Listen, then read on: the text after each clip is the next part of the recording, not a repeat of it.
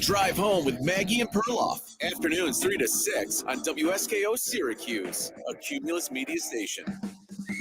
The voice of the Central New York sports fan, The Score, 1260.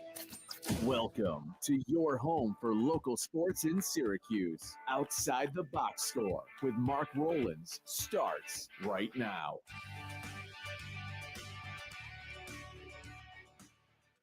Good morning, everybody, and welcome to another edition of Outside the Box Score with me, Mark Rowlands, your home for local sports in Syracuse, right here on the Score 1260 WSKO Syracuse. Jim's already asking in the chat, wait, where's the crowd? No crowd today. We're going old school. Like I did at the very start of this show, we're going totally solo. Josh is currently in the process of moving, so he can take as much time as he needs. Braylon texted me this morning saying he was not going to be able to make it into the studio today. So we're just doing my thing. A lot of things to talk about. Going to talk some SU lacrosse. They lost to Duke last night in quite embarrassing fashion in the ACC tournament. I'm going to get into that a little bit. Going to talk some college baseball, specifically on the local side. Little LeMoyne, little OCC, and I want to give a very special shout out to a close friend of mine who's doing some really great things in the world of college baseball right now. So I'll talk about him. Today, it's Derby Day, everybody. The Kentucky Derby happening today. That's going to be on NBC, I believe, yes, NBC. That's going to be on NBC tonight. So we're going to go through the entire field. Currently 20 horses in the Kentucky Derby field. Talk about that. Talk about where I think there might be some decent value. And talk about where a couple horses I just think are pretty interesting with the backstory behind them. And then I'm going to start the show a little differently today because and Jim asks if a mint julep is overrated or severely overrated. I've never had a mint julep. It is a beverage that I do not know anything about. I've never drank one, so I cannot provide an opinion on that.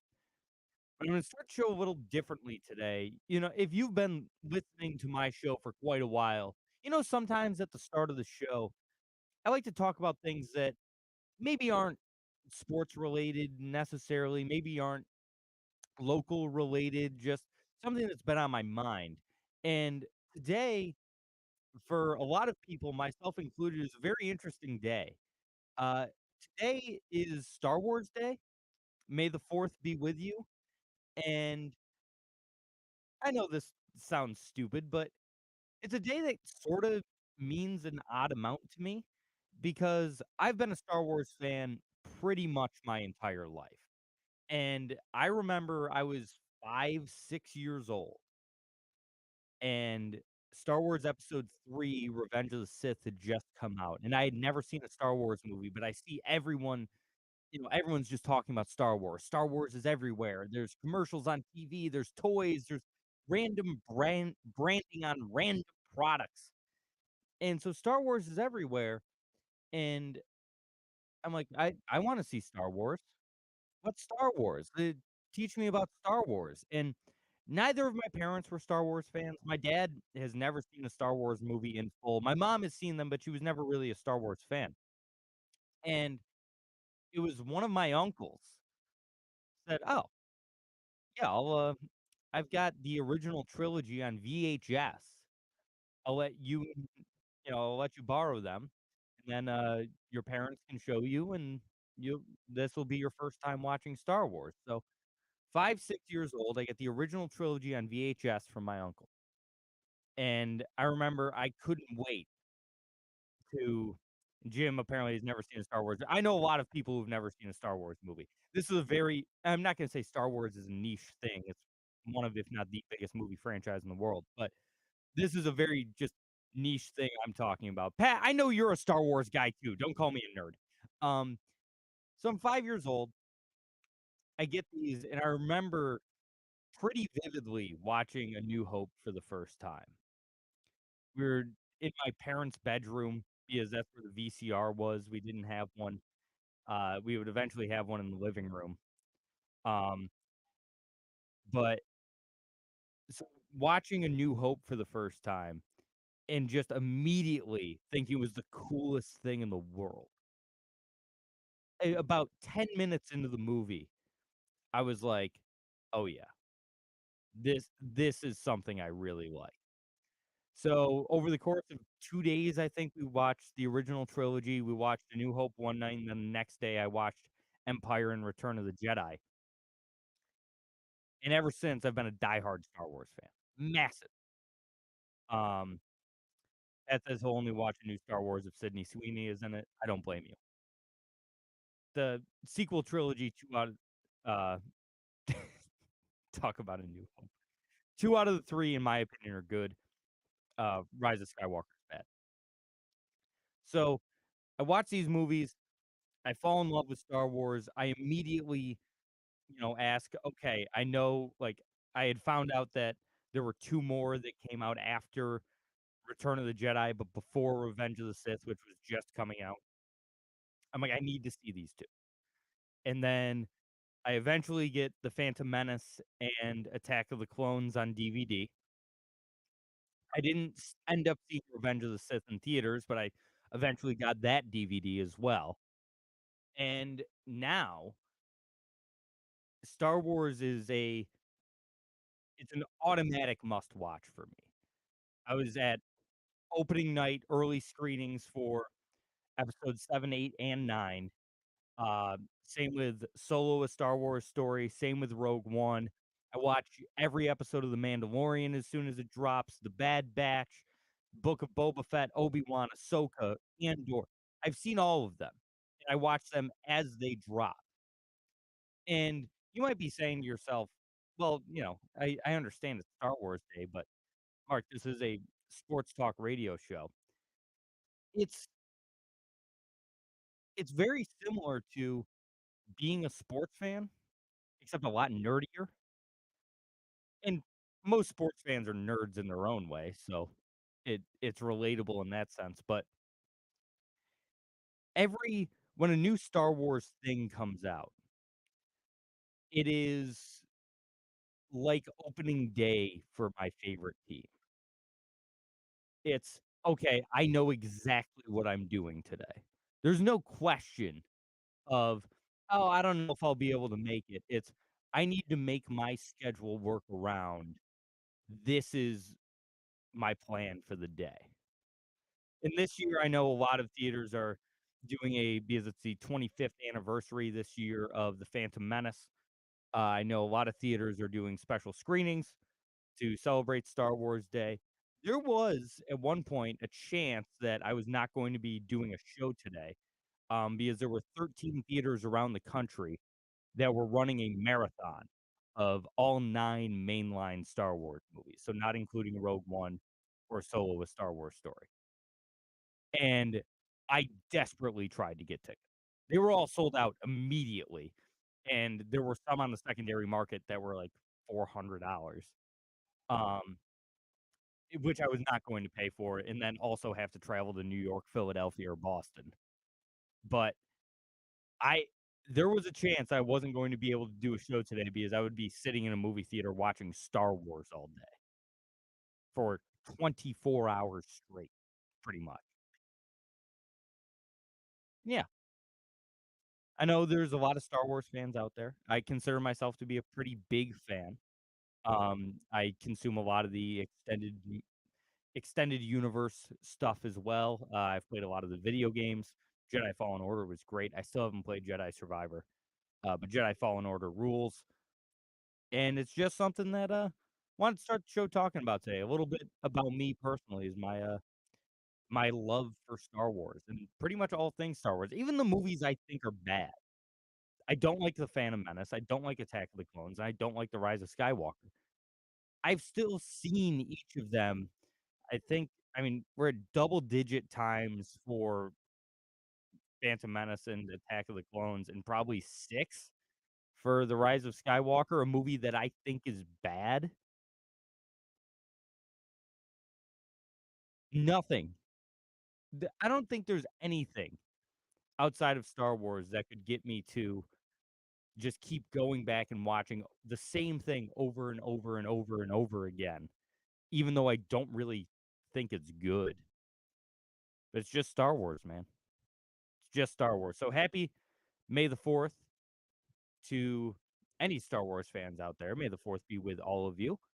And let's take a break and then actually talk about sports on the Sports Talk radio show. We'll be right back here on Outside the Box Score with me, Mark Rowlands, your home for local sports in Syracuse on the Score 1260. For the best local beer in central New York, the only place you need to look is Myers Creek Brewing Company, with 16 different beers on tap at both the Inner Harbor in Syracuse and the Palace that is the Cazenovia location. Myers Creek has something for everyone. Want a bite to eat? Both locations feature a kitchen with delicious pizzas, some of the best wings in Syracuse, and much more. Make sure to check out our friends at Myers Creek Brewing Company, the official bar of Outside the Box Score. Jack and Amy saw a commercial. All right. Just want to get that out of the way. Hey, Pat. Hey, Jim. Thank you for being here as always.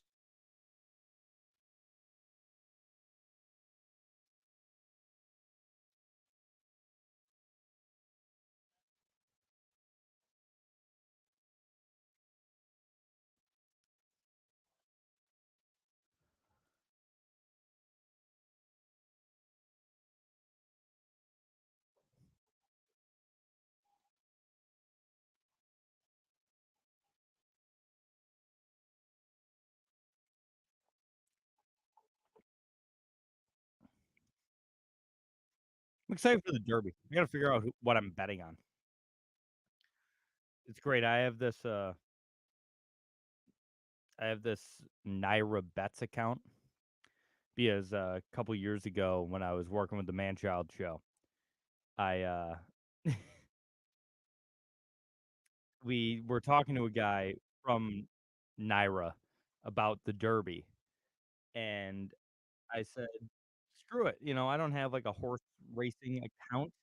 Like at the time, I wasn't even sure. I'm not even sure if you could bet on it on like FanDuel or DraftKings or anything. So I downloaded this Naira Bets account. I deposited some money. They were running a great promo, got like double my money or something. And uh, the problem is when I set up the account, I set up something wrong, and so I've got this money in there, but I can't withdraw it. It just doesn't let me. And I've hit like a few winners since doing that. And so I've got a decent amount of money in there that I just can't withdraw. So now for the next however many years, I just have random money that's only for betting on horses. Once it runs out, I'm not going to put any more in. So I got to figure out what I'm doing today. I believe it's race 11? Race 12. Race 12 at Churchill Downs today.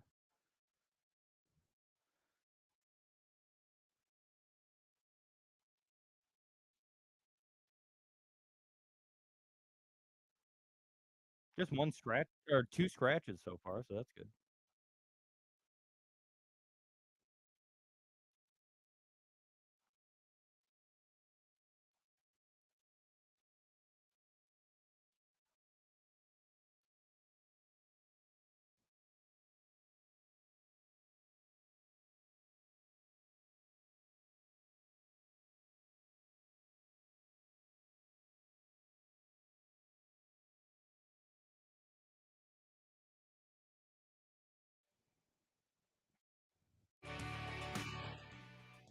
And we're back outside the box score with me, Mark Rowlands, your home for local sports in Syracuse, right here on the Score 1260.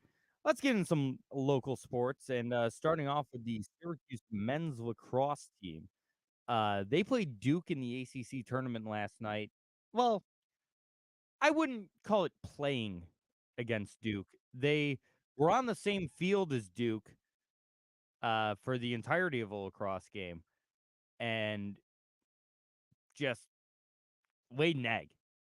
An absolutely laid an egg. The final score was 18-13, which is certainly respectable. I mean, you still lost by 5, but it seems like you were at least in the game. Syracuse was not in this game until the very end. Uh, SU was down 17-7 in the fourth quarter, ended up going on a 6-1 run to at least give the illusion that this game was close. I mean, Syracuse had to pull the goalie.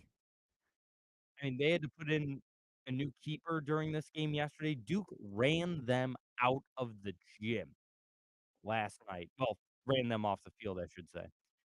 And Spalina, he scored. It was if you look at just the box score for Syracuse last night, you'd say outside of the goalkeeping, you'd say, yeah, they played a decent game.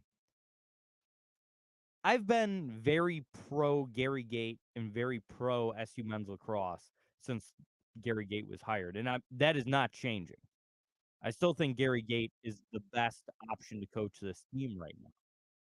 And this is a very young team, and it's a very inexperienced team, especially when it comes to playoff performances, because they haven't made the tournament yet under Gate.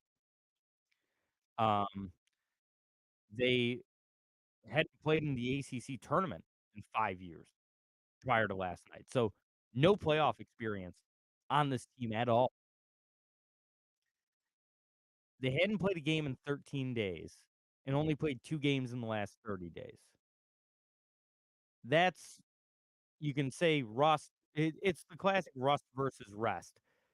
Team was well rested, but boy, were they rusty. Um, Duke ended up they came into this game with back-to-back losses. I don't know if it was there was a sense of overlooking Duke, which you should never do. Duke has become quite a good lacrosse school. Um, I don't know what the reason was for this.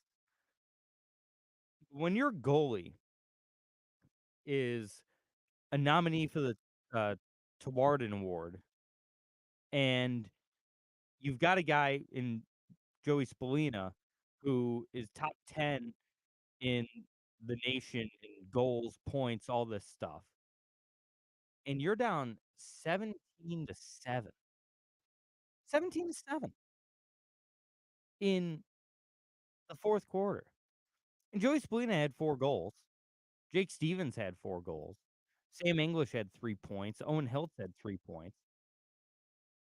It wasn't that bad on that side of the ball, but Will Mark, the goalie, had a 111 save percent. He had 1 save before they yanked it. I just man, this team I still think should get into the tournament. I think they should. This is a very good lacrosse team. And we're going to find out Sunday. It's on at 9:30 p.m. on ESPN2, which that's great.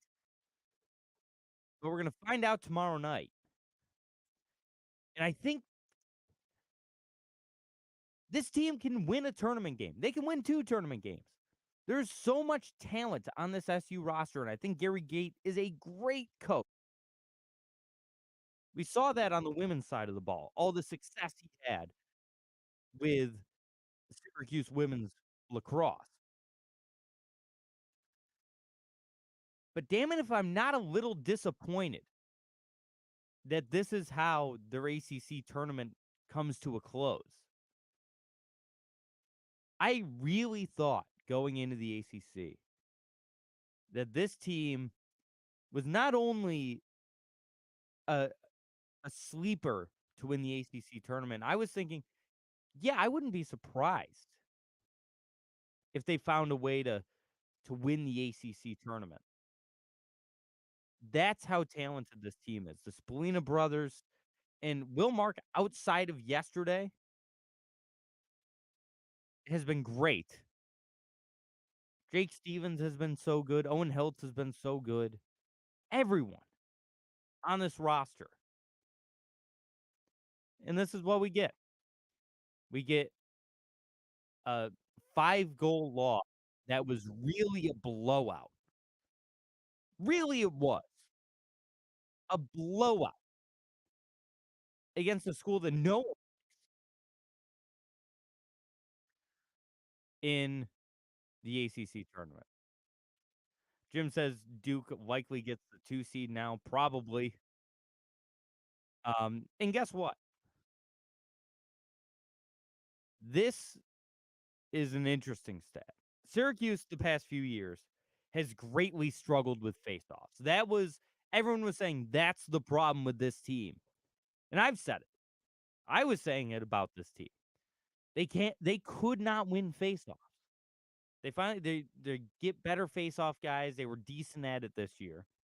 But going into this year, they were so bad at faceoffs. It was painful. Won the faceoff battle 18-14 yesterday. Wow. You win the faceoff battle by 4, lose like that. It's a shame. It's an absolute shame. But like I said, they're going to be in the tournament. I think they win a game or two. It's a very good, very, very good lacrosse team with potential in the next year or two to be great.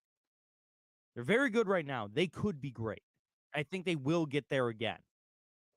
Syracuse lacrosse fans have been very spoiled over the course of this program. Very spoiled. All the national championships and all the success with the Gate brothers and the Powells and all the great players that have come through here. When expectations are so high, and I did have very high expectations for this team this year. I had higher expectations for this team than 90% of people I talk to. People I talk to about SU lacrosse, the main thing I hear is, Gate just doesn't do it for me. And that's just something I can't agree with. But that's the main take I hear. And so I was high on this team coming into the year. And for the most part, they came pretty close to my expectations. Outside of those 3 ridiculous overtime 1-goal losses, this team would have been top 3 team in the country. Jim asks, is lacrosse the only SU sport where expectations were never attempted to be lowered? I mean, a lot of people's expectations have lowered just because when the expectation is win a national championship. I mean, that was the expectation for Syracuse lacrosse for years. Going into the season, it was just win a chip. I mean, they've come down from that. Now it is make the tournament. And I don't think that's a bad thing. I don't think it's a terrible thing to not expect your team to win the national championship every single year in a program where you have such massive turnover year after year, and then 4 years from now, no one on this team will be on this team anymore. It's a really high expectation to say we need to make the Final Four. We need to win the national championship. So if they make the tournament this year, I think a lot of people are going to be happy. And I think they will. But a lot of SU fans would be happy. Then win a game or two, then maybe we can talk about getting those expectations back up. But right now, if this SU team hasn't met or exceeded your expectations for the most part, I don't know what team you've been watching the past 7 years. Just saying. Past 7 years, I don't know what team you've been watching. Take another timeout. We'll be right back here on Outside the Box Score with me, Mark Rowlands. Reminder, phone lines are open. 315-671-1260. That's 315-671-1260 if you want to call in. Call during the break so I can screen your call and get you on once we come back on air. We'll be right back on Outside the Box Score. If you're a fan of local craft beer, the only place you need to go is Myers Creek Brewing Company with 16 brews on tap at both the Cazenovia and Inner Harbor locations. Myers Creek has the best selection of locally brewed libations in all of central New York. Want a nice hazy IPA? The Velvet Fog is a must try. More of a traditional Pilsner, how about the Floatin' on By? And for you sour drinkers, the It Takes Blue to Mango. So crack open a cold one with the official beer of Outside the Box Score, Myers Creek. If you have had credit challenges in the past,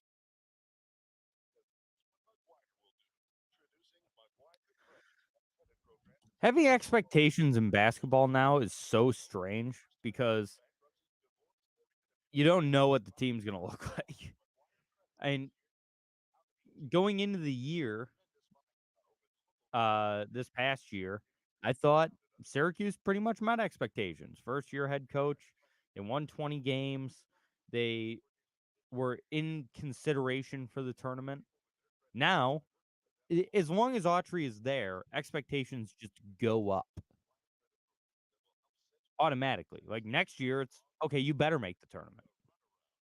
And because you've got new guys coming in, yeah, we lost some key players from the team last year, but I think we've made some pretty good replacements.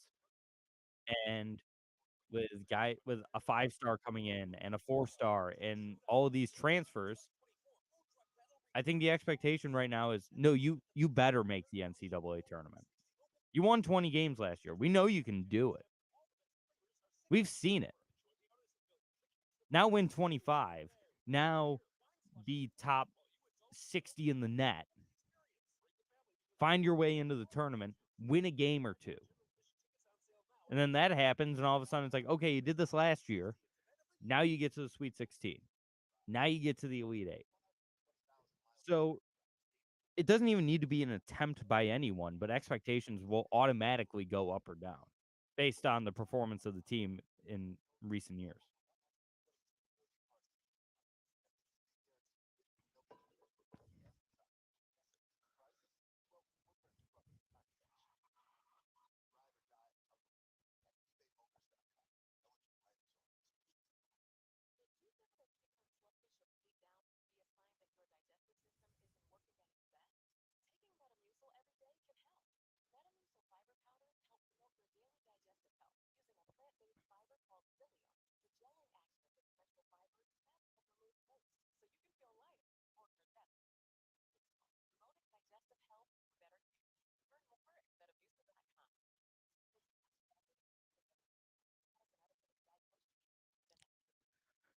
Well, it's also just one of those things where, like, I like to talk about SU lacrosse because I think they're one of the more interesting teams that Syracuse has. Um, but the casual Syracuse sports fan, not many of them watch the lacrosse team. Uh, I've said it before. SU is a lacrosse school. It, it's all those national championships and all the history, but like a lot of fans do not pay attention to the lacrosse team. The only ones that do are the lacrosse fans, and it's yeah, they also don't watch women's basketball, which is a shame.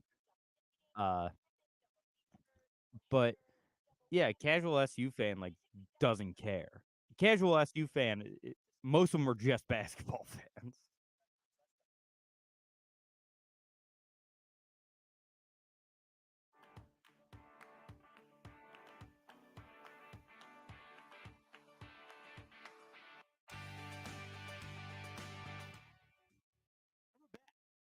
The box score with me, Mark Rowlands, your home local sports in Syracuse, right here on the score 1260. There we go. Little problem with the mic there, but we're back. Um, do you want to get into now Jim's talking about with we were still talking about Syracuse athletics during the break, and it's I mentioned that a lot of casual SU fans, which there's a lot of them, a casual quote unquote SU fan is pretty much just a basketball fan. Maybe they watch football as well, but like I know a lot of just SU basketball fans or just SU football fans.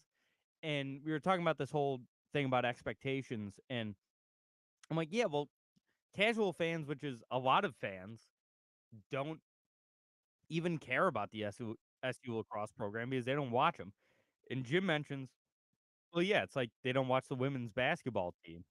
And now he's saying, good thing they didn't watch what Felicia did. 2 years to turn a dumpster fire around, uh, because the expectations on Autry should be even higher this year. And Felicia Legette-Jack, who is, by the way, a lovely person and a wonderful coach, is done something that's, and I keep saying expect and expectations and stuff, but they seem to be the key words of the day. So if someone keeps track of that, I know there's certain words I say a lot over the course of some of these shows. Today, it's expectations. The thing is, what she's done at Syracuse really has defied everything we know about college sports. Because, yeah, SU was in a terrible place after the Quentin Hillsman stuff, who now has another job, which is not a good look. A terrible place. I believe he's at Old Miss as an assistant, but they were in a terrible spot. And Felicia comes in, but she did something that, I mean, Gary Gate kind of did too. I mean, if we were talking about Syracuse lacrosse 2 years ago, when they were barely 500, they weren't winning anything. Compare them to now, where we're like, yeah, they're going to be in the tournament. That's a pretty good turnaround for Gary Gate, if you ask me. He brought in the number one recruit in the country, then brought in his brother, and now look at Syracuse lacrosse. We're talking about them once again as a tournament team. But what Felicia did was she brought in one of the best players in the country. She said, yeah, I'm going to go to Syracuse, and I'm going to bring the number, I believe she's number 4 now, all-time scorer in women's basketball history. You can't, college women's basketball history. You can't, like, or is she up to 3 now? Okay. A top 5 scorer in the history of women's college basketball.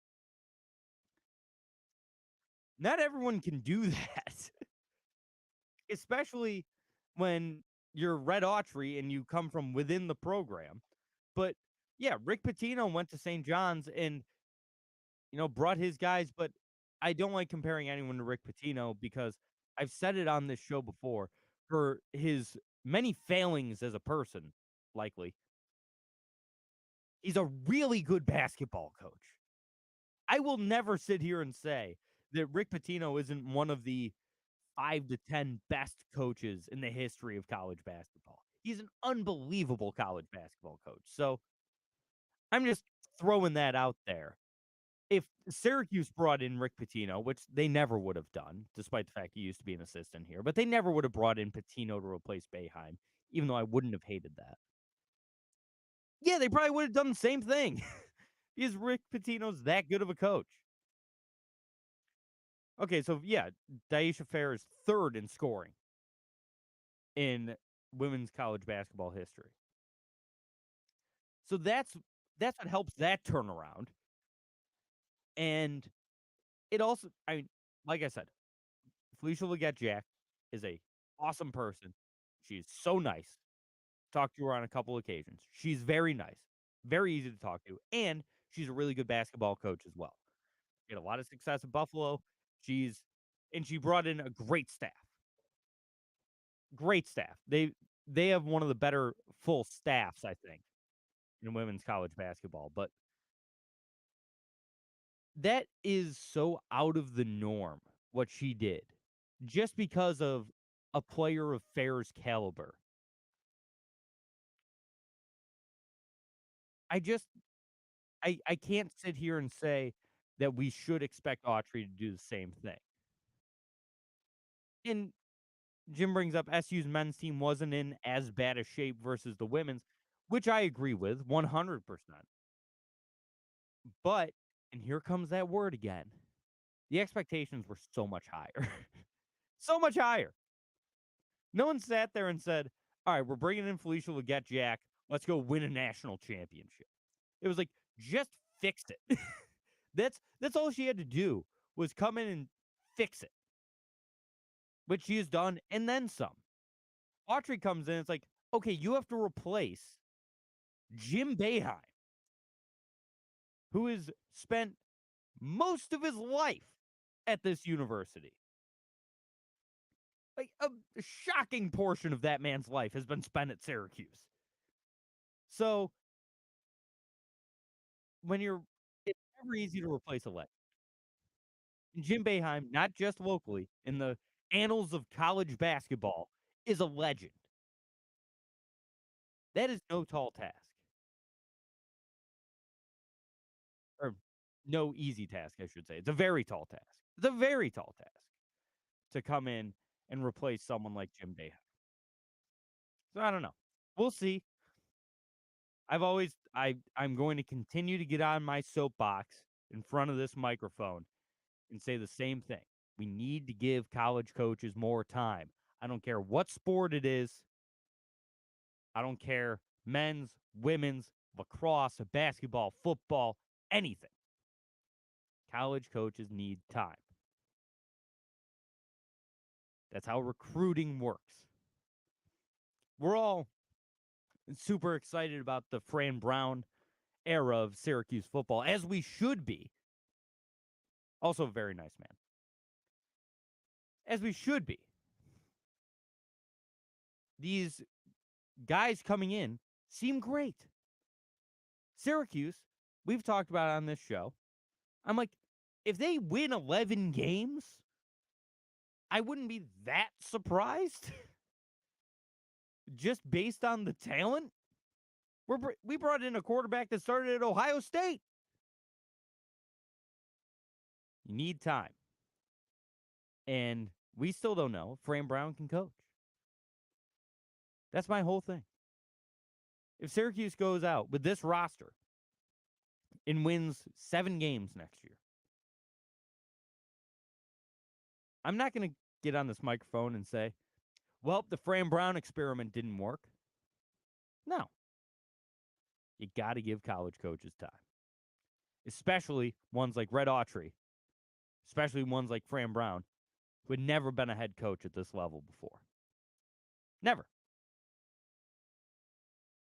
So who am I to say that he's not doing a damn good job? Because I do think Autry did a pretty damn good job this past year. Been 10 years since SU won 20 games in the regular season. And Adrian Autry was able to do it in one. Just something to keep in mind. I do want to talk. We'll get this. Actually, what we'll do first is we'll take another break because I didn't expect that segment to go this long. So we're going to take another break. We'll be back in just a minute here on Outside the Box Score with me, Mark Rowlands, your home for local sports in Syracuse, right here on the Score 1260. For the best local beer in central New York, the only place you need to look is Myers Creek Brewing Company, with 16 different beers on tap at both the Inner Harbor in Syracuse and the Palace that is the Cazenovia location. Myers Creek has something for everyone. Want a bite to eat? Both locations feature a kitchen with delicious pizzas, some of the best wings in Syracuse, and much more. Make sure to check out our friends at Myers Creek Brewing Company, the official bar of Outside the Box Score. May means May.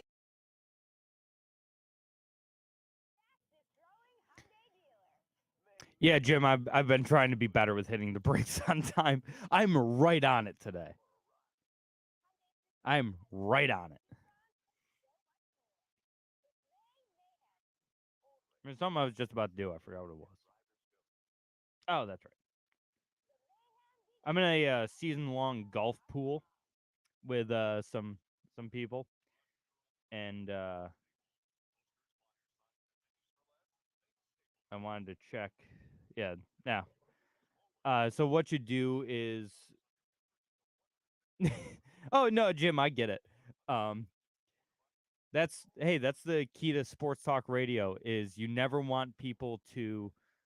Oh, I can name 2 players in the CJ Cup right now because it's Minwoo Lee, who was my pick in the golf pool this week, and I know Siwoo Kim's playing in it. A lot of Asians play in this one because it's I believe a Korean company that sponsors it. It's the one that they used to have in I believe they had it in Seoul or something. But I mean Minwoo Lee versus Minji Lee in a match. No strokes given, nothing. They have. They're so good, both of them. But I picked Minwoo Lee this week. How it works is you pick one golfer every week, but it's like a survivor pool with the NFL. And so you can only pick a guy once. And I took Minwoo this week. And he's like 38th right now.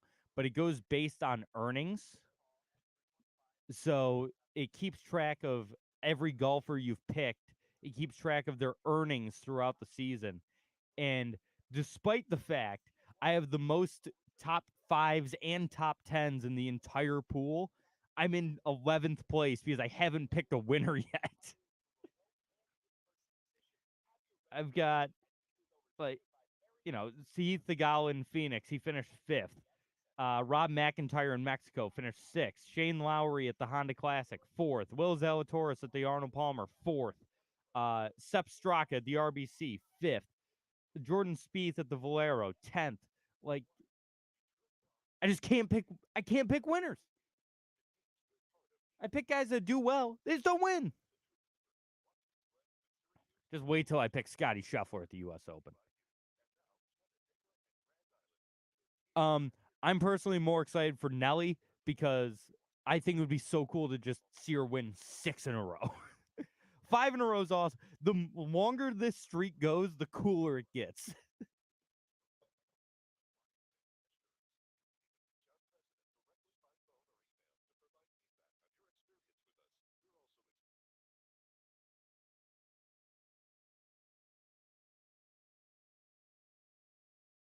We're about being right by you and doing right by you with friendly, salaried salespeople that are ready to help you, not pressure you. Stop by your local McGuire dealership and experience the difference for yourself. McGuireCars.com. McGuire, right by you.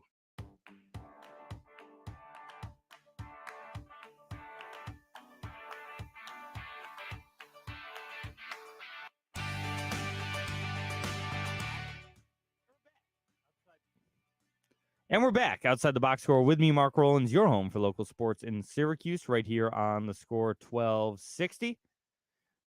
Jim Nelly Corda does have a perfect swing. She's unbelievable. I want to see her win as many tournaments in a row as she can because this run she's on right now is unreal.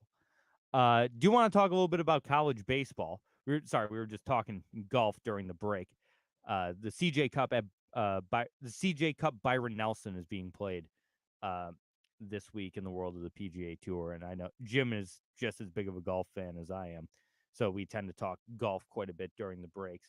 A little bit of college baseball, starting, going with the local side of thing. We've got a couple games that are happening today. LeMoyne at Dick Rockwell Field here in Syracuse is going to be taking on University of Maryland Eastern Shore. It's been a tough first year in Division I for LeMoyne. They're currently 17-24. They're 11-14 in conference. They've only played 9 home games, which is what happens when you're a college baseball team in Central New York. They've played 9 home games and 31 away games. Or 32 away games. And it's tough. When you're never playing at home. And by the way, they're 8-1 at home. So they're great at Dick Rockwell Field. That game starts in an hour, by the way. They're great at Dick Rockwell Field, but they haven't really been there. If you want to go support, I recommend checking it out. They've got a pretty solid setup over there for baseball at LeMoyne. I remember talking to Coach Cassidy before their first season in D1, and I asked him, what's this adjustment going to be like? Because this is a team that was D1 in the past and then fell back down to D2 and decided, you know what, we're going to be a D1 program again, joining everything at LeMoyne is D1 now, but joining the Northeast Conference. And he told me it was going to be a tough adjustment because a lot of these guys came to LeMoyne as D2 baseball players. And there's not that much of a difference. And we see, LeMoyne's had a couple of them in recent years. Josiah Gray, who's pitching for the Nationals. Ryan Murphy, who's in the Giants system. These guys that can make the pros coming out of D2. We see them come out of D3 as well. But when you're playing, some teams that their whole thing is, okay, I'm going D1 to play baseball, it's going to be tough. It's going to be a tough adjustment, and it has been thus far for LeMoyne. But if I know anything about Coach Sean Cassidy, he'll be able to turn that program around in the next couple of years because he's a tremendous coach. He really knows the game so well, and he's had so much success there at LeMoyne. So next year, next couple of years, I know that Sean Cassidy is going to turn things around, and LeMoyne's going to be back as one of the better baseball programs here in the Northeast, which is what they were at the D2 level. Want to talk about OCC for a second as well, led by the incomparable Bob Perino, who's been on this show before. I'm going to get Coach Perino on the show again soon. I think I'm just going to wait until after the season and do a bit of a recap with him. I still talk to him outside, still text with him back and forth every once in a while. I've said it before. He's one of my favorite people. I love Bob Perino. And he's done pretty well this year at OCC. 21-18, 16-7 in conference, which is great. They've actually managed to play 23 home games. They're 13-10 at home. They are on a 4-game losing streak, but you can see them today as well, 2 p.m. at the OCC baseball complex, which is also really nice. They've got a really nice complex, especially for a JUCO, junior college. They've got a really nice complex. I've been there a number of times. I actually remember watching Ian Anderson, who now pitches for the I think he's still on the Braves. Who pitches for the Braves, watching him at Shenandoah High School and just dominating. I think he had 16 strikeouts or something in that game. He was absolutely nasty playing there in sectionals. And then Jim just brought it up. That was going to be my next thing, Jim. Doubleheader today at Laker Baseball Field. SUNY Oswego, who also have a really good baseball program, made it to the D3 College World Series a number of times in recent years. They've got a doubleheader today against New Paltz to close out their regular season. SUNY Oswego this year, 22-13, 10-6 in conference, 8-4 at home, 9-3 on the road, and 5-6 in neutral site games. That game starts in just about 12 minutes. So if you're in that area, want to watch some baseball today, why not head over to the Laker baseball field? I'm sure it'll be nice and windy for you. I remember calling games at that baseball field, and it was like being in a wind tunnel. Speaking of calling baseball games, I did the Syracuse Mets game last night with Evan Stockton. If anyone listened, thank you. I hope you enjoyed it. Little programming note, I'm doing it again tomorrow. 105 first pitch for the Syracuse Mets. I'll be making the trip out to Rochester. Evan Stockton and I will be on the call once again.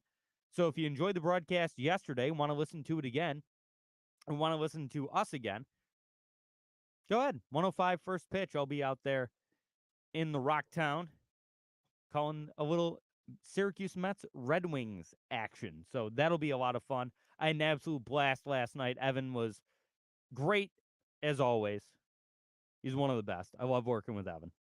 And Syracuse Mets today playing at 105. Sadly, I will not have time to make the trip out to Rochester, but you'll still hear my voice because I'll be here in the studio all afternoon giving you updates and hosting the post-game show. So make sure to stick around for that. 105 first pitch, 12:50 pregame right here on the Score 1260 for the Syracuse Mets visiting the Rochester Red Wings. while we're talking about college baseball, I want to give a special shout out to a pretty close buddy of mine who now is one of the go-to relief pitchers at St. John's University. St. John's, by the way, 29-11-1. Really good baseball program down there for the Johnnies. They've done tremendous. I know multiple people that have gone through this program even prior to Jed. His name is Jed Boyle, by the way. I was going to save that, but a little slip of the tongue there. Jed Boyle, who came out of Corcoran High School, played in the Syracuse baseball program below Coach Mike Miola, who has been on this show previously. Played with me in high school. He played, I didn't. That's how it goes. Because now he's a Division I pitcher. And he has had some wonderful outings for St. John's this year. His ERA on the year in 14 innings is 2.57. But the funny thing is he's only given up runs in 2 out of his 1, 2, 3, 4, 5, 6, 7, 8, 9, 10, 11 games. He's appeared in 11 games. He's only given up runs in 2 of them. And he had an unreal outing against Villanova. This was about a month ago. They're playing in Villanova. And Jed comes out of the bullpen with the bases loaded. He comes in, strikes the guy out, then throws 2 more innings, 2 1/3 innings pitched. So that's 7 outs he got. All of them via the K. He's got 18 strikeouts in 14 innings to go with 7 walks. Like I said, that 2.57 ERA. He's 2-1 on the season with 4 saves as well. So, like I said, one of the go-to relievers for St. John's this year. Just wanted to shout him out. If you haven't watched any Red Storm baseball this year, I highly recommend it. They're a lot of fun to watch. Everyone on the team, this is why I love college baseball. Everyone on the team has fun, and it's noticeable. That's something that there isn't enough of in Major League Baseball, is guys having fun and being open about it. Baseball should be fun. It's a very fun game. Jed has fun. Everyone at St. John's has fun. So if any of the Boyles are out there listening, Jed, proud of you, buddy. I've been watching. I've texted with him a couple of times. He's an awesome dude and an awesome pitcher. And also throws up to like 94 miles an hour by now, which is wild to me. He's 6'5", 220. He's a massive human being. When I knew him, he was like 5'8". Or when I played with him, I should say. He was like 5'8". It was wild. He's just ballooned to this huge, strong relief pitcher that, who knows, maybe he'll get a shot at the next level. I know I would love to see it, and I know a lot of people around here who have been following Jed would absolutely love to see that. One more time out. We'll be right back here on Outside the Box Score with me, Mark Rowlands, your home for local sports in Syracuse, right here on the Score 1260. If you're a fan of local craft beer, the only place you need to go is Myers Creek Brewing Company, with 16 brews on tap at both the Cazenovia and Inner Harbor locations. Myers Creek has the best selection of locally brewed libations in all of central New York. Want a nice hazy IPA? The Velvet Fog is a must-try. More of a traditional Pilsner, how about the Floatin' on By? And for you sour drinkers, the It Takes Blue to Mango. So crack open a cold one with the official beer of Outside the Box Score, Myers Creek.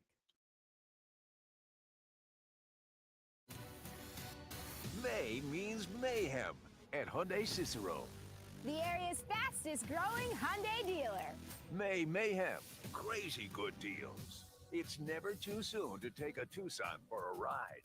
Hyundai Cicero has tons of Tucsons and so much more. It's May mayhem. Only at Hyundai Cicero at Drivers Village. The mayhem begins at HyundaiCicero.com. Are you ready for a food truck battle like you've never?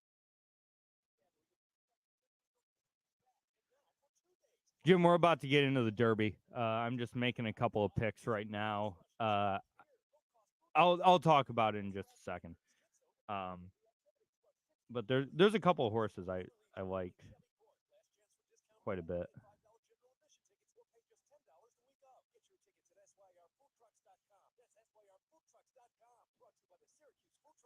Yeah, I'm on my Naira Bets app right now.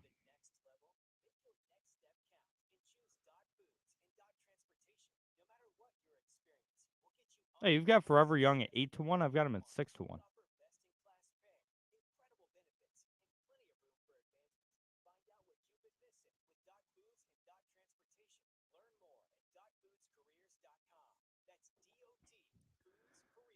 I watch.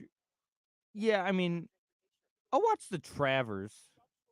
Yeah, I watch the Triple Crown, the Travers.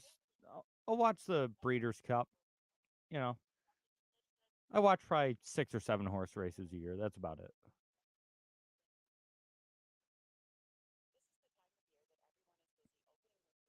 I like jockeys.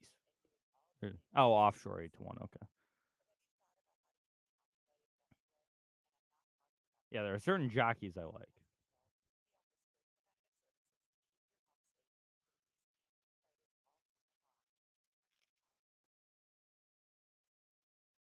Is customized to your needs. At Gannon Pest Control, if the bugs come back, we come back until the first winter snowfall.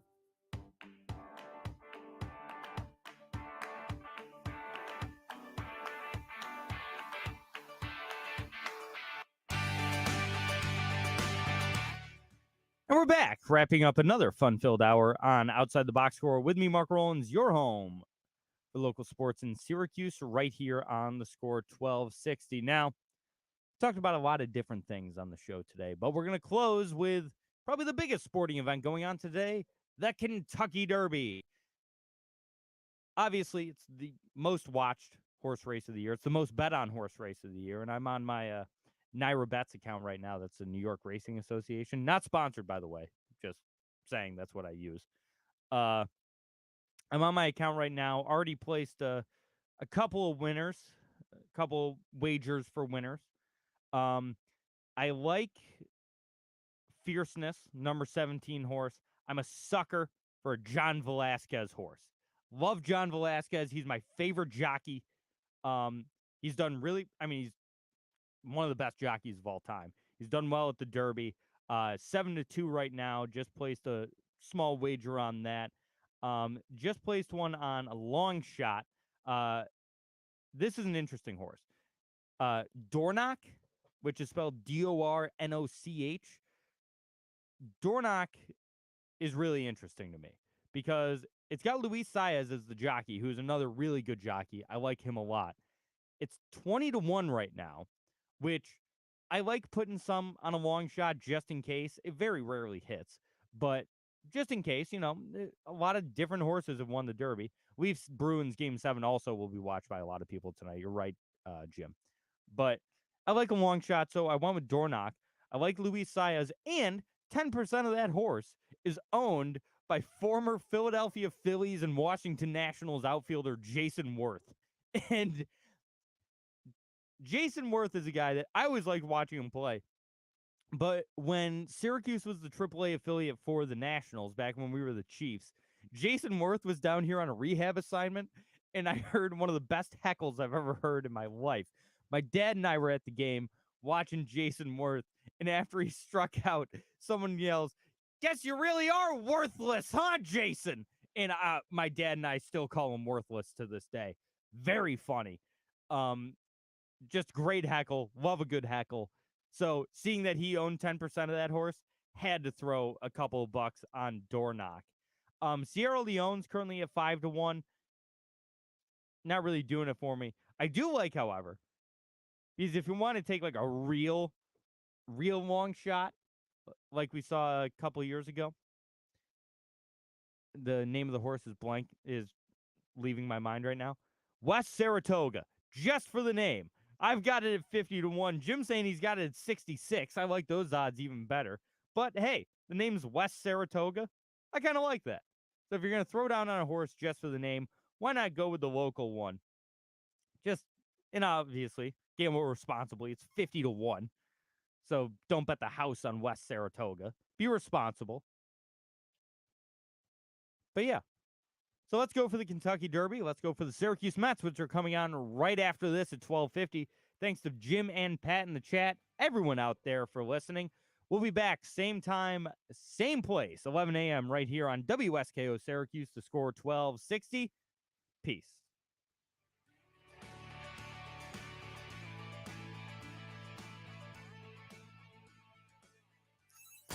In the Jungle with Jim